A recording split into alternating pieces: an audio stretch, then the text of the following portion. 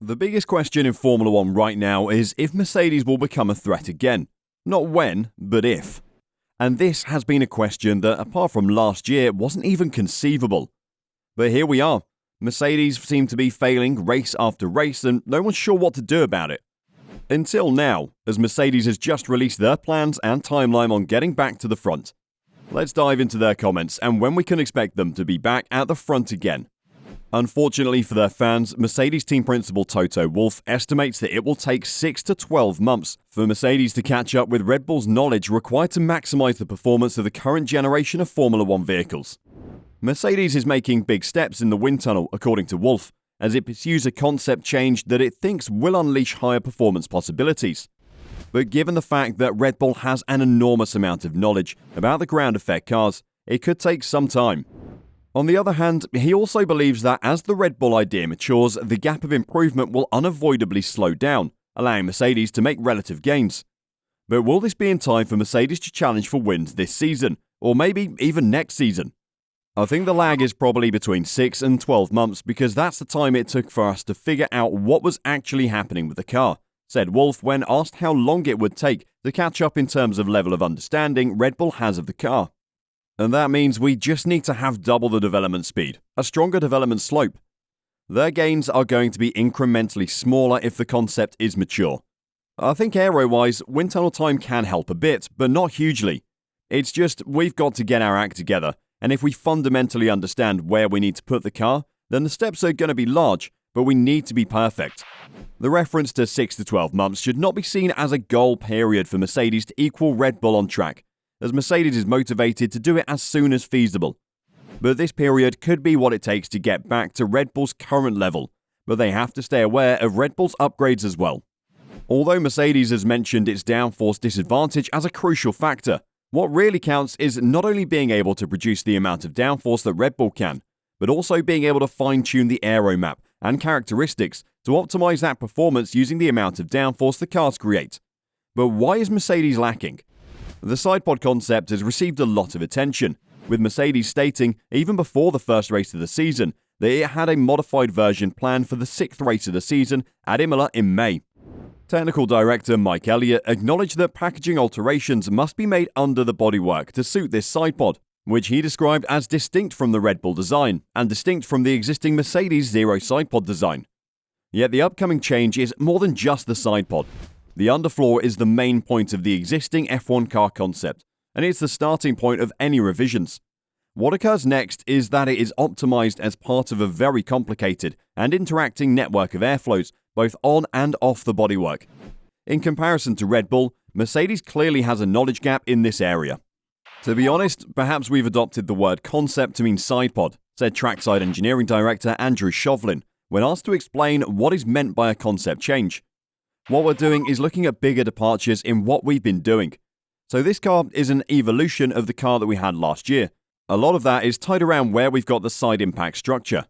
We're looking at bigger departures because it's evident that this hasn't given us the performance that we'd like.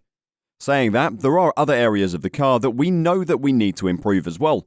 So it'd be very misguided to think if we go and put a different looking sidepod on it, all of that gap's going to vanish. The reality is that the vast majority of that gap is going to have to come from other performance areas. We've got a lot of projects at the moment trying to bring performance over the next 5 races. Mercedes will learn as it goes, and its pre-2022 design tendency of running low-rate cars may have contributed to its present deficit. During the old regulations regime, Red Bull operated a high-rate car and would have gained knowledge of the fine aero detail of the floor edges, how to adjust the underfloor performance at varied ride heights, and the interplay of aero and mechanical characteristics. Mercedes doesn't have this knowledge, so the shift in concept will force Mercedes into unknown terrain. Wolff's assertion of large steps indicate that the process is proceeding well, and the more developed the car becomes, the more precise the control required to make it function.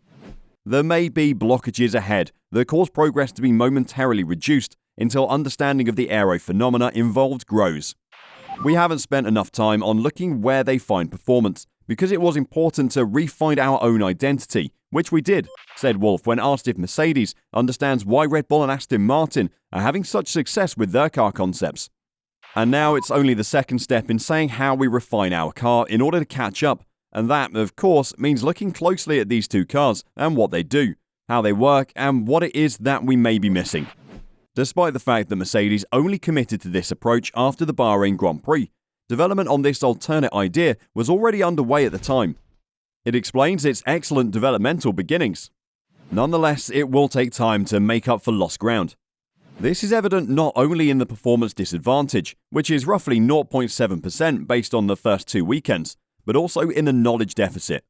Wolff won't say, but doing it swiftly enough to be a championship contender in 2023 is all but impossible.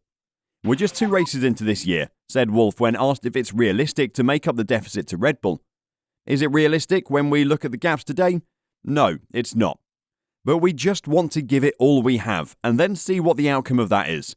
We've been able to catch up a lot last year with a car that was bouncing way too much, that was in a way overshadowing everything else, and finally we won a race and we got close to them.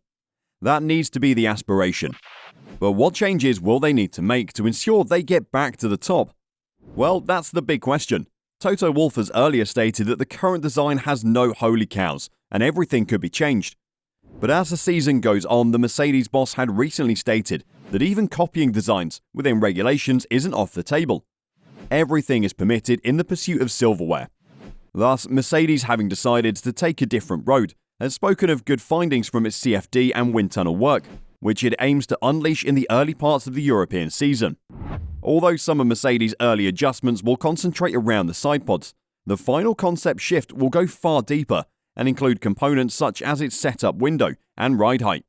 With the majority of the grid appearing to be converging on the Red Bull downwash concept that fits the current regulations, Mercedes is likely to shift in that direction as well, even if it's not a direct copy. Although Mercedes previously believed that the best way to be the fastest in F1 was to develop its own design concepts, Wolff believes that the critical decision now is to simply go down the path that produces the best results.